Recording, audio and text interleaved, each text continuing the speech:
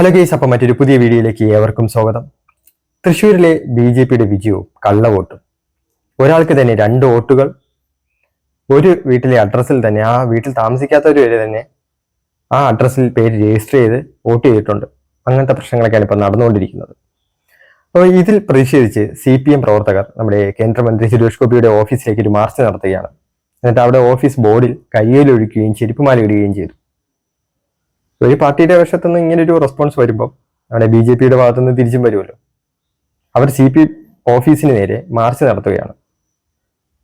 ആ സമയത്ത് നമ്മുടെ തൃശ്ശൂർ BJP അധ്യക്ഷൻ ജസ്റ്റിൻ ജേക്കബിന്റെ തലയ്ക്ക് പോലീസ് അടിക്കുകയാണ്. തലയ്ക്ക് പരിക്ക് പറ്റാതിരിക്കാൻ ഹെൽമറ്റ് വെക്കാത്തതിന് പിഴ അടപ്പിക്കുന്ന പോലീസ് തലയ്ക്ക് ലാത്തി കൊണ്ട് അടിച്ച് പരിക്കേൽപ്പിച്ച് കൊല്ലാൻ നോക്കുന്നു. എന്താ ഇത്? നമ്മൾ ഈ വോട്ടും പാർട്ടിയിലോട്ടും കൂടുതലോട്ടൊന്നും പോകുന്നില്ല. നമുക്ക് ആ കാര്യം രാഷ്ട്രീയപരമായിട്ടുള്ള കൂടുതലായിട്ടുള്ള പ്രശ്നങ്ങളൊക്കെ നമുക്ക് അങ്ങ് മാറ്റി നിർത്താം. നമുക്ക് ഈ ഒരു അതൊരു കോൺഗ്രസ്സുകാരനായിക്കോട്ടെ, BJP പ്രവർത്തകനായിക്കോട്ടെ, CPM പ്രവർത്തകനായിക്കോട്ടെ, ആരും ആയിക്കോട്ടെ, അവിടെ ഒരു കല്ലേറോ ബാക്കി വേറെ പ്രശ്നങ്ങളൊന്നും നടക്കുന്നില്ല. എന്തിനാണ് അവിടെ തലയ്ക്ക് ഇങ്ങനെ അടിക്കുന്നത് ഇത്രയും ശക്തമായിട്ട്? നിങ്ങൾ ഈ വീഡിയോ ഒന്ന് കണ്ടു നോക്കി നോക്കൂ. അതിക്രൂരമായാണ് പോലീസ് പ്രതിഷേധിച്ച BJP പ്രവർത്തകരെ നേരിട്ടത്.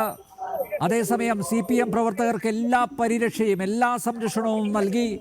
നേരത്തെ സുരേഷ് ഗോപി MPയുടെ ഓഫീസിന് മുന്നിലുള്ള ബോർഡിൽ CPM പ്രവർത്തകർ കണ്ടില്ലേ? കരിയോയിൽ പിറകെ നിൽക്കുന്ന ഒരാളെ അതിശക്തമായിട്ട് ആ അടിയിൽ തന്നെ ലാത്തി 2ആയിട്ട് ഒടിഞ്ഞു പോവുകയാണ്.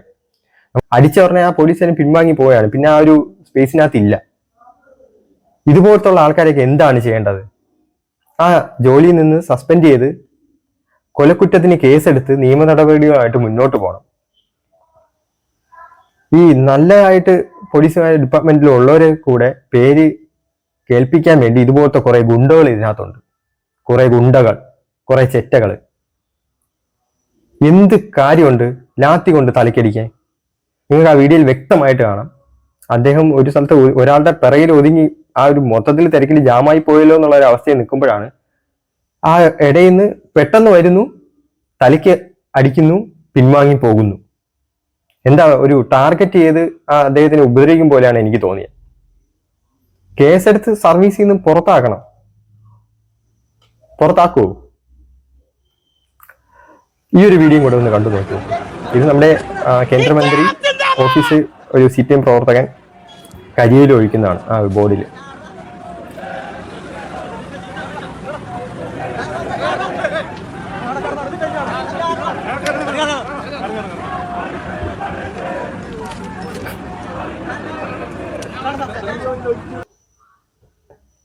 ലാസ്റ്റ് ഒരു എന്തോ മറ്റേ കൊടുമുടി എവറസ്റ്റ് കീഴടക്കിയ ഒരു എന്താ പറയാ സന്തോഷം പോലെ. 2 സൈഡിലും പോലീസുകാരാണ് നിൽക്കുന്നത്. നമുക്ക് ഞാൻ നേരത്തെ പറഞ്ഞാല് പാർട്ടിയുടെ കേസ് വിടാം. കേന്ദ്രമന്ത്രി എന്നൊരു പദത്തിനെ മാത്രം എടുക്കാം. അദ്ദേഹത്തിന്റെ ആ ഓഫീസിന്റെ ബോർഡിലാണ് ഒഴിക്കുന്നത്. അപ്പുറത്തെ സൈഡിലും പോലീസുകാരുണ്ട്, ഇപ്പുറത്തെ സൈഡിലും പോലീസുകാരുണ്ട്. രണ്ടുപേരും ഇങ്ങനെ കാഴ്ചകൾ കണ്ടുകൊണ്ടിരിക്കുകയാണ് ഫുള്ളും കംപ്ലീറ്റ് ആകും വരെ.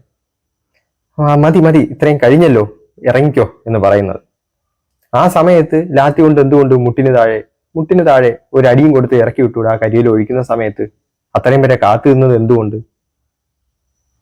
ഇവിടെ മിണ്ടാതെ നിൽക്കുന്ന ഒരാളെ തലക്കടിക്കാൻ പാങ്ങുണ്ട്. ഇവിടെ കേന്ദ്രമന്ത്രി ഓഫീസിന്റെ ബോർഡിൽ കരിയോയിൽ ഒഴിക്കുന്നവർക്ക് എതിരെ ഒരു പ്രതികരണവും ഇല്ലേ? അറസ്റ്റ് ചെയ്ത് ആ CPM പ്രവർത്തകനെ ബസ്സിലിരുത്തുകയാണ്, പോലീസ് ജീപ്പിൽ. പിന്നെ വേറെ പാർട്ടി പ്രവർത്തകരെ CPM വിളിച്ചിറക്കി കൊണ്ടുപോവുകയാണ് അദ്ദേഹത്തെ.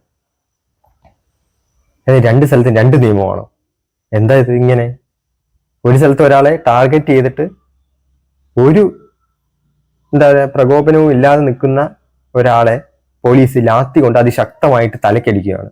ഇവിടെ ഒരു കേന്ദ്രമന്ത്രി ഓഫീസിന്റെ ബോർഡിൽ കരിയിൽ ഒഴിക്കുന്ന ആളെ ഫുള്ളും എല്ലാ വന്ന കാര്യങ്ങൾ ചെയ്ത് തീരും വരെ 2 സൈഡിൽ നിൽക്കുന്ന പോലീസുകാർ ഇങ്ങനെ കാഴ്ചക്കാരായിട്ട് കണ്ട് വെയിറ്റ് ചെയ്യാണ്. നടക്കട്ടെ, കൊള്ളാലോ, എന്തായത് കൊള്ളാലോ, നൈസായിട്ടുണ്ട്, ഇങ്ങനെ നിൽക്കുകയാണ്. ഒരു അടി കൊണ്ട ഒരാൾ BJP പ്രവർത്തകനായിക്കോട്ടെ, CPM ആയിക്കോട്ടെ, കോൺഗ്രസ് ആയിക്കോട്ടെ, ആ പാർട്ടി എന്നുള്ള വിഷയം നമുക്കങ്ങ് വിടാം. ഒരു മനുഷ്യനായിട്ട് കൺസിഡറേറ്റ് ചെയ്ത് കഴിഞ്ഞാൽ എന്ത് കാര്യമുണ്ട് അവിടെ ഇങ്ങനെ മർദ്ദിക്കാൻ? പല സ്ഥലങ്ങളിലും അടിക്കാം. ഇപ്പം കയ്യിലടിക്കാം, മുട്ടിന് താഴോട്ട് വേണമെങ്കിൽ അടിക്കാം. പ്രശ്നങ്ങൾ രൂക്ഷമാകുമ്പോൾ ലാത്തി കൊണ്ട് തലക്കടിക്കാൻ ഇദ്ദേഹത്തിന് ആരാണ് അനുവാദം കൊടുത്തത്? ഇതുപോലത്തെ ഗുണ്ടകളൊക്കെ പോലീസിൽ എന്തിനാണ് വെച്ചോണ്ടിരിപ്പിക്കുന്നത്? തീർച്ചയായിട്ടും ഇദ്ദേഹത്തിന് സത്യം പറഞ്ഞാൽ ഈ ഒരു പോലീസ് ഉദ്യോഗസ്ഥനെ കൊലക്കേസിൽ പ്രതി ചേർത്ത് ജോലിയിൽ നിന്ന് സസ്പെൻഡ് ചെയ്ത് ബാക്കി നിയമ നടപടിയുമായിട്ട് മുന്നോട്ട് പോകണം. അതാണ് വേണ്ടത്. എന്താ ഇത്? ബാക്കി മറ്റു പ്രശ്നങ്ങളൊക്കെ എന്താവും നടന്നോട്ട്. ഇതിൽ എന്ത് ന്യായമാണുള്ളത്? നിങ്ങൾ തന്നെ പറയൂ. പോലീസുകാരൻ തന്നെ നമ്മുടെ തലയ്ക്ക് പരിക്ക് പറ്റാതിരിക്കാൻ വേണ്ടി ഹെൽമെറ്റ് വെക്കാത്തതിന് വളരെ ശക്തമായിട്ടുള്ള പേ അടപ്പൊക്കെയാണ് ഉണ്ടാകുന്നത്. ഒരു സ്ഥലത്ത് ക്യാമറ, ഒരു സ്ഥലത്ത് പോലീസുകാർ തന്നെ ഫോണിൽ ക്യാമറ ഷൂട്ട് ചെയ്തിട്ട് എടുത്ത് പേ അടപ്പിക്കും. ആ സമയത്താണ് ഈ ലാത്തി കൊണ്ടുള്ള തലയ്ക്കുള്ള ഈ പ്രയോഗം. അതൊരു രാഷ്ട്രീയക്കാരനായിട്ടുള്ളൊരു ഇതിലേക്ക് മാറ്റി. അത് കോൺഗ്രസ്സുകാരനായിക്കോട്ടെ, BJP കാരനായിക്കോട്ടെ, CPM പ്രവർത്തനായിക്കോട്ടെ, ആരുമായിക്കോട്ടെ. പക്ഷെ ഇത് എക്സൈറ്റ് മാറ്റി നിർത്തിക്കാൻ അതൊരു മനുഷ്യനാണ്. ലാത്തി കൊണ്ട് തലക്കടിക്കുകയാണ്. ഇത്രയും ക്രൂരമായിട്ടുള്ള പ്രവർത്തികൾ പോലീസിന് ഈ ഒരു എന്താ പറയുക ഇങ്ങനെ ചെയ്യാമെന്നുള്ളൊരു ഉടമ്പടി ഉണ്ടോ? ഇല്ലല്ല. ഇതൊക്കെ തീർത്തും കുറെ ഗുണ്ടകളുണ്ട് ഇതിനകത്തൊക്കെ. എനിക്കൊന്ന് തിരികെ കയറി പറഞ്ഞാണെന്ന് തോന്നുന്നു. PSCയിൽ എഴുതാതെയൊക്കെ ഇവയൊക്കെ ഈ സർവീസിൽ വെച്ച് ഉറപ്പിക്കാൻ പാടില്ല. പിടിച്ചു വിടണം, ആക്ഷൻ എടുക്കണം.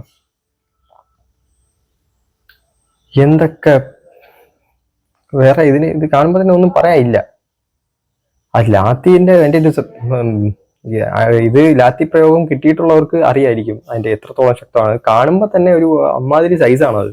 ചെറുതായിട്ടൊന്ന് തട്ടിയാൽ തന്നെ ഗംഭീര വേദനയാണ്. അപ്പൊ ഈ തലയ്ക്ക് ഇത്രയും ശക്തമായിട്ട് അടിക്കുമ്പോഴും ആലോചിച്ച് നോക്കിയേ. മനുഷ്യവേഷം കൂടെ കേസെടുക്കണം സത്യം പറഞ്ഞ. ആ പോലീസുകാരനെതിരെ ഒരാൾ വരുന്നു, അദ്ദേഹത്തെ തലയ്ക്ക് അടിക്കുന്നു, അടിച്ച പാടെ തന്നെ അങ്ങ് പോവുകയാണ്, പിൻവാങ്ങി പോവുകയാണ്. ഇതുപോലത്തെ ഓരോരോ ഗുണ്ടകൾ കഷ്ടം തന്നെ കേട്ടോ, വളരെ കഷ്ടം തന്നെ. ഇനിയിപ്പം ഈ ഒരു BJPയുടെ വിജയവും കള്ളവോട്ടും ഈ ഒരു പ്രശ്നത്തിനകത്ത് ഇനിയിപ്പോൾ എന്തൊക്കെ ഉണ്ടാവാതിരിക്കണമെന്ന് അറിയത്തില്ല. ഇനിയിപ്പോൾ ഒരു ഭാഗത്ത് ഇനിയിപ്പം CPM പ്രവർത്തകർ പ്രതിഷേധം, കോൺഗ്രസ് പ്രതിഷേധം, ഇതിൻ്റെ വേറെ എന്തെങ്കിലും പ്രശ്നങ്ങൾ ഉണ്ടാകുമ്പോൾ BJPയുടെ മറുപ്രശ്നം, മൊത്തത്തിലൊരു രാഷ്ട്രീയപരമായിട്ടുള്ള മൊത്തത്തിൽ അങ്ങോട്ടും ഇങ്ങോട്ടും ഒരു അടി തന്നെയായിരിക്കും ഇനി അങ്ങോട്ട് നടക്കാൻ പോകുന്നത്. ആർക്കും എന്താ പറയുക വലിയ ഇതായിട്ട് മേജറായിട്ടൊന്നും ഹാനികരമായിട്ടൊന്നും സംഭവിക്കാതിരിക്കട്ടെ. അപ്പം മറ്റൊരു പുതിയ വീഡിയോയുമായിട്ട് വീണ്ടും കാണാം.